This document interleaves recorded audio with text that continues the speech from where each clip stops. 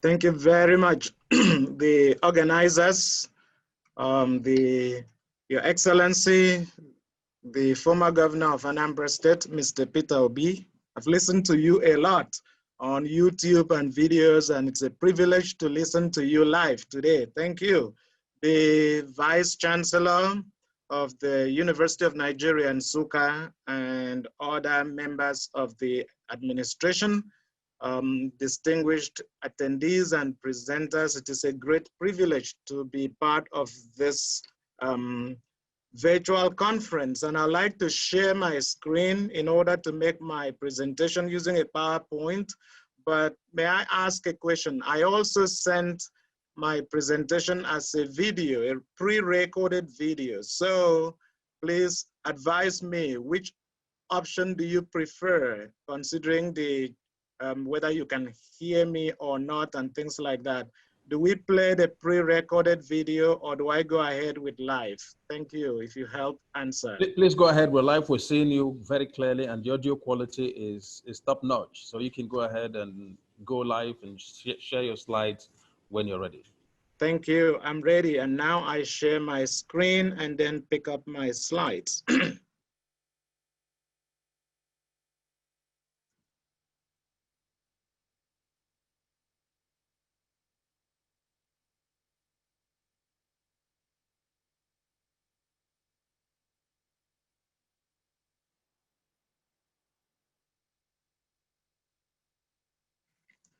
So one person, one innovation, mantra for a quantum leap in Nigeria's high-tech industrialization.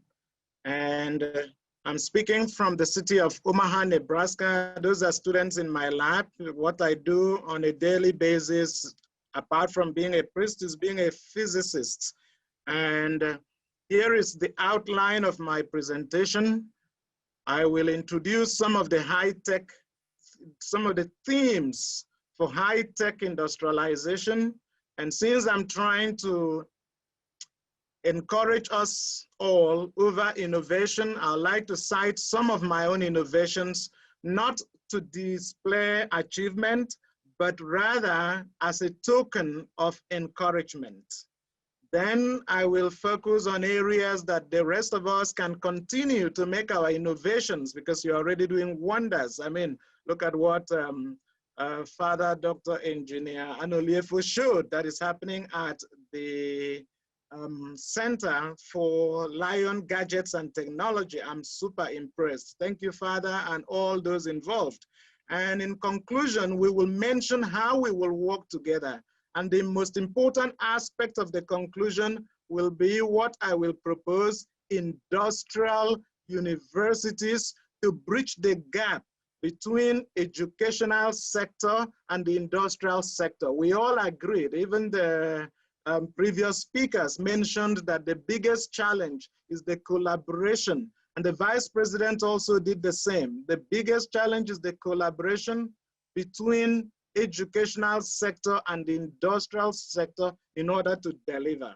And very briefly, I will show that the connection between science, engineering, technology, and industrialization is such that each builds on the other. This is just a quick example using quantum theory in physics. I'm a physicist. The red font there shows that scientific knowledge can lead to engineering questions. The engineering questions and aspects are in green, and then the blue shows various applications that come from the product of engineering solutions being made accessible to the rest of the population as technological appliances, as useful things. So that's how it works. We all contribute innovations either at the level of scientific knowledge or at the level of engineering questions to make scientific knowledge practical, or at the level of making technology, taking that practical knowledge into concrete societal solutions. So that's what I will be putting out. And regarding the themes, there is no need kind of blaming and analyzing the problems. We all know the problems. They are so radical that they now require radical solutions. And as the French would say, qui s'excuse s'accuse. Whoever excuses himself, accuses himself in this matter of technological backwardness that we are facing in Nigeria. That means we are all part of the problem to some extent or the other. And it is necessary that we all be part of the solution. Hence, one person, one innovation for a quantum leap in Nigeria's high-tech industrialization. And by the way, one person, many innovations is also possible and expected and encouraged. All right, so another point that should encourage us is the fact that whether we do it or not, the rest of the world will continue with technological innovation and will not wait for us. We are now talking about Wi-Fi. People are planning what will happen in the next 10 years, 20 years into Li-Fi. Imagine plants being genetically engineered. I mean, growing plants being genetically engineered to become internet hotspots, things like that. The rest are listed there. You can see this in the New York Academy of Sciences. I will not like to belabor or give you too many details. I mean, think about consumers becoming prosumers, some gadgets being put on our bodies so that as we are using the gadget, the heat from our body, for example, can power the gadget. And so we are now part of making it work. And so we're not just consumers, but prosumers. So people are moving on. With or without us, it is to our advantage to be part of the revolution that is coming, that is increasingly being manifested. So I would like to thank again the organizers for this timely conference and the themes of science, technology, engineering, and education and security. And without further ado, let me go into some of the problems as they have been articulated in order to show areas or themes where we need the innovations. So there are many articulations of the problems, but I just picked one. As you can see on my slide, if you look here under electricity. So this is the result of research published in 2019 by the Washington Center for Global Development. And they show on this slide, they interviewed Nigerian businesses asking what the biggest problems were. To make it simple, look at electricity. When you see it very dark on that graph, it means it is a very severe obstacle or a major obstacle. Electricity alone, 41 plus 16, that is 57% of the obstacle.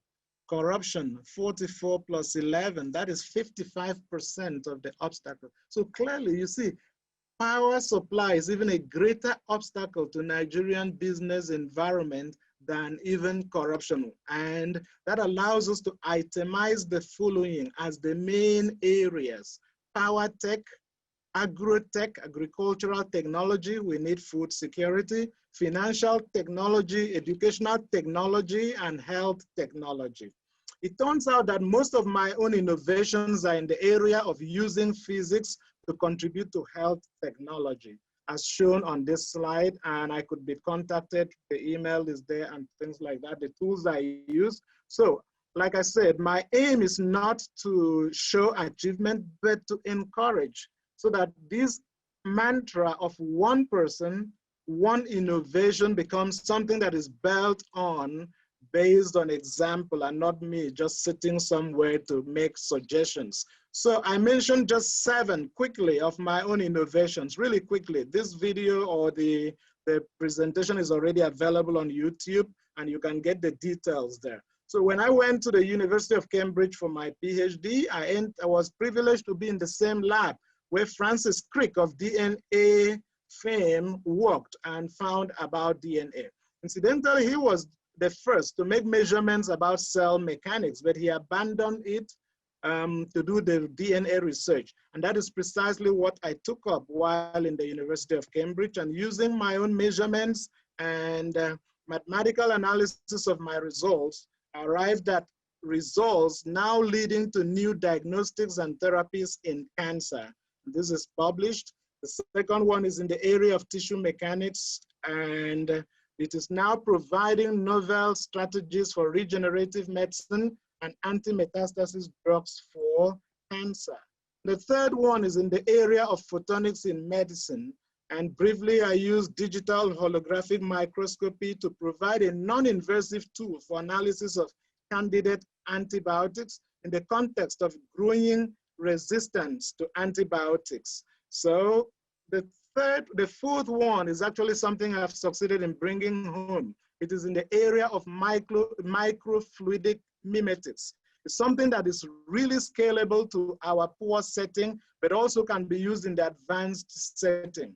So while a postdoc in Germany, Technical University, Germany, developed this device that mimics circulation in the body, especially pulmonary microcirculation. And it has been deployed in Germany, in USA. And 2 years ago, I brought it to the University of Calabar in Nigeria, where we used it to handle issues of sickle cell. You can see that's Dr. Yamade of the University of Calabar Teaching Hospital. It is really scalable. And just like His Excellency, Mr. Peter Obi mentioned, some of the things that we come up with technology are the very things that drive income for countries. Look at something like point-of-care diagnostics, which is where the microfluidics device that I developed belongs.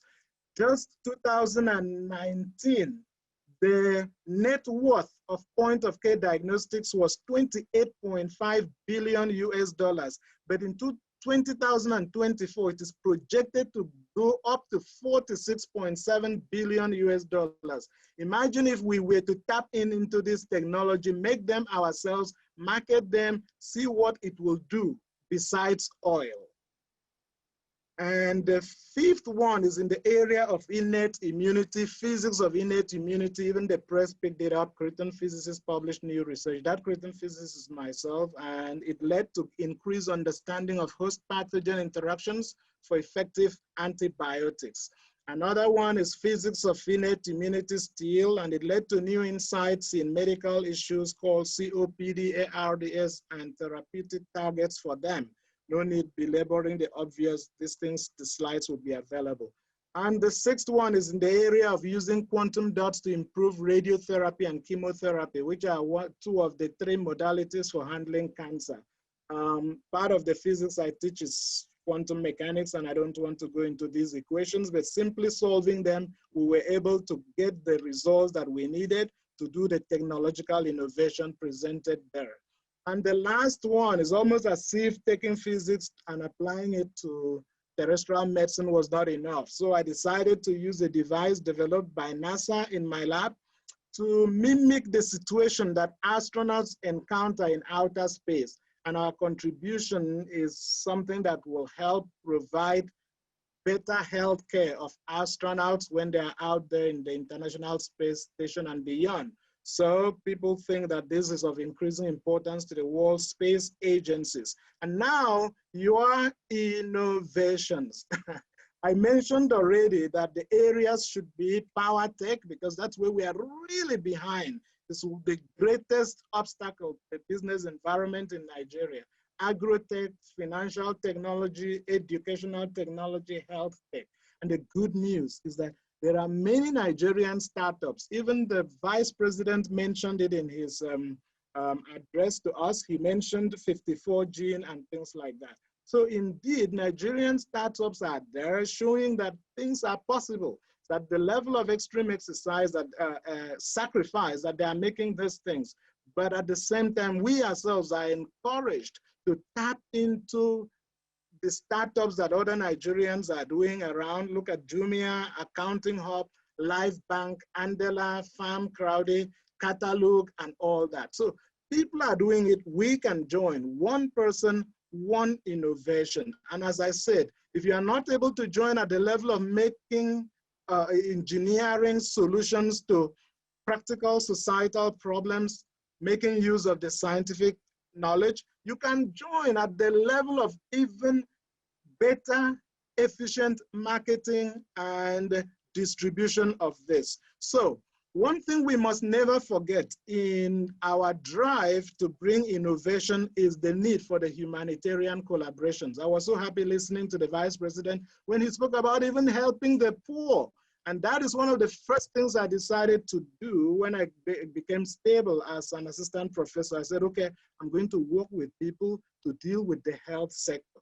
So we've established 100% free research hospitals in rural parts of Akwa Ibom and Cross River State. So the first one has already been commissioned, and that's the picture there, the commissioning ceremony. And I am working, I'm proud to say that I'm working with over 70 Nigerian volunteer clinicians. These are professors of medicine in the universities of Calabar and Uyo teaching hospitals who are volunteering their time and skills in our research hospital free of charge for the poor. So I want to say thank you to them and to let the world know that there are many Nigerians out there around the world making positive contributions, ready to sacrifice, to offer their time and skills to help other people. And we need to keep this humanitarian motivation while we are making a technological innovation so that indeed it becomes truly for integral or holistic human development, as the organizers mentioned in the theme of the conference. The healthcare we offer the poor is comprehensive, as you can see from the pictures. Is it ultrasound scanning, surgery, and things like that. So we've commissioned one. The second one is under construction in Cross River State, and a third one is planned for Cross River State. Now, in addition to the humanitarian aspect, motivation for keeping our innovation very relevant to people, I'm finally suggesting industrial universities. That is one important way of bridging the gap between the educational sector and the industrial sector.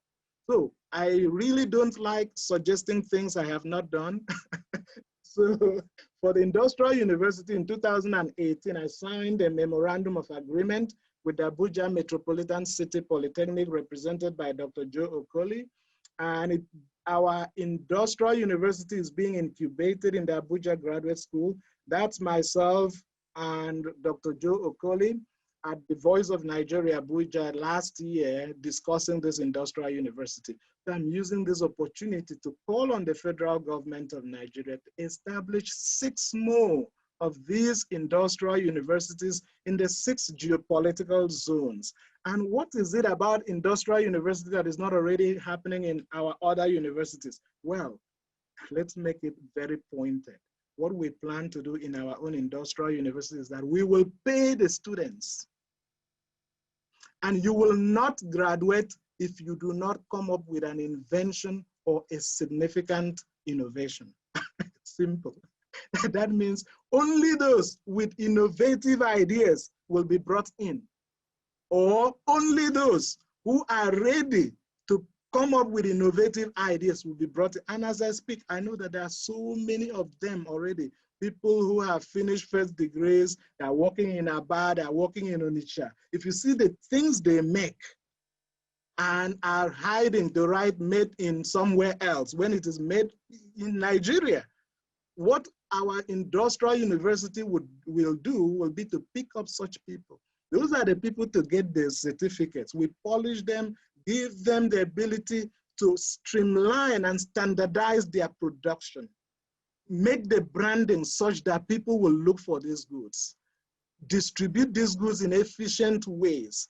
And then that is what they will, that is the evidence of their education. Again, no graduation without invention or innovation. That is how our graduate school, our industrial university will operate. And of course, other members of the private sector are more than welcome to join. Science is a collaborative effort, and the innovations I mentioned that I did are largely the result of collaborative effort. And so I acknowledge research groups that I have worked with in Cambridge University, UK, in Technical University, Dresden, and presently where I'm working, Creighton University, Omaha, Nebraska. So once again, thank you so much for your attention, and most importantly, for follow-up action. God bless you.